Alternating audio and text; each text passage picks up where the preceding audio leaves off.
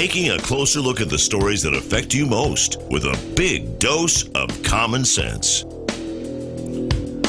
Well, as you heard us talk about here for the last several days, Julian Assange and WikiLeaks putting out more than 8,000 pages, almost 9,000 pages, what they called Vault 7.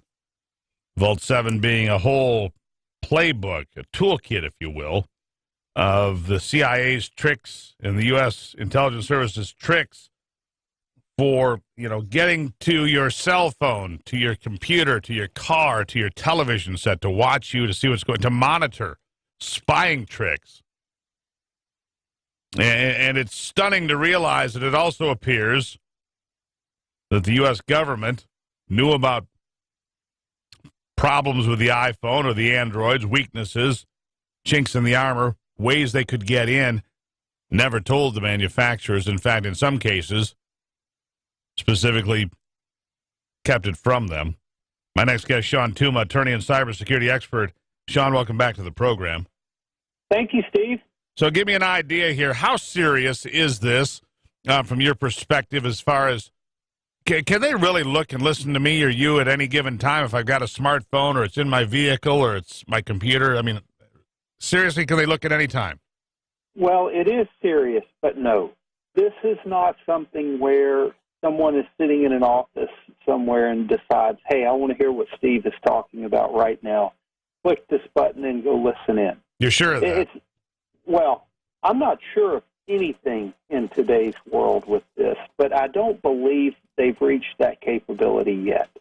Based upon what we've learned, first of all, the CIA does very targeted strategic intelligence. They don't listen in on everybody.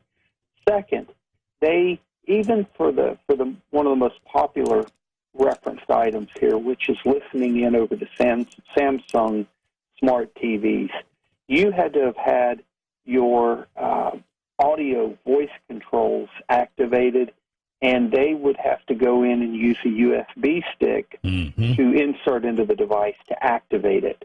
So it's not like they can just listen in on every Samsung TV willy-nilly without anyone knowing. But the mass collection of metadata, that continues.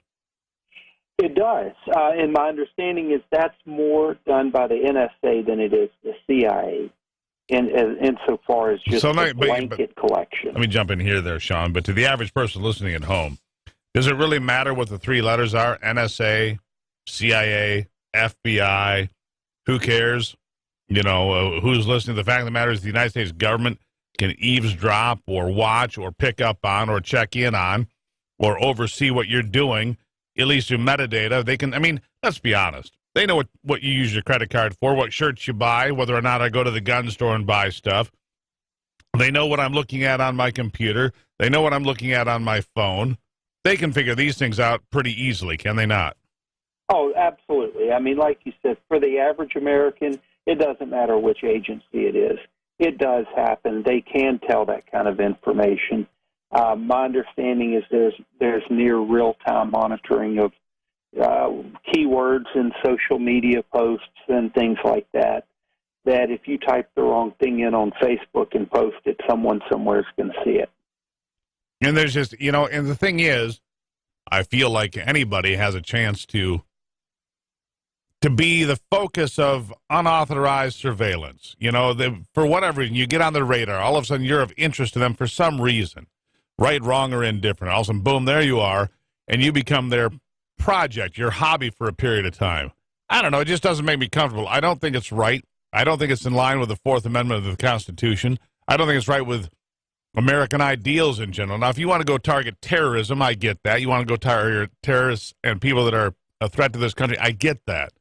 But I don't think you get that by just doing mass sweeps of everybody. I didn't like the Patriot Act then. I don't like it now. And I don't like what I'm reading in the headlines, and I don't like what I'm seeing from WikiLeaks. And here's my other question, though. Is WikiLeaks, in your estimation, a good thing or a bad thing? Because at some point, I think they become a threat to our national security by everything that they've exposed.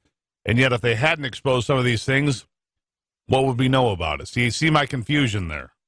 It's a vicious cycle, Steve, because the reality is, look, cyber has become the new weapon of war, the weapon of revolutions, and the weapon of politics, unfortunately. And we as a nation, for national defense purposes, must maintain superiority in that realm. So whatever anyone else is capable of doing, and other nations certainly are capable of many of these things, we must maintain the ability to be superior, just like we've always done in any other realm of warfare. But the problem we really have now is the politicization of so much of our intelligence agencies and our governmental agencies that are designed to protect us as a nation have now become political. And so they're using these things for purposes that are far beyond what they're intended. And really, it's like using the military for law enforcement now, in a sense.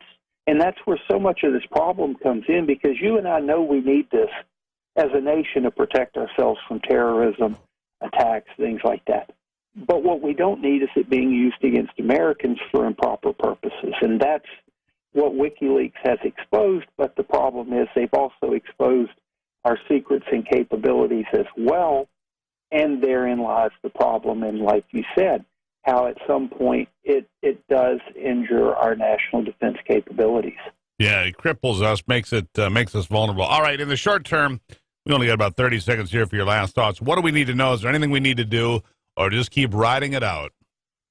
Look, we need to focus more on protecting ourselves from common criminals than we do from the CIA or NSA.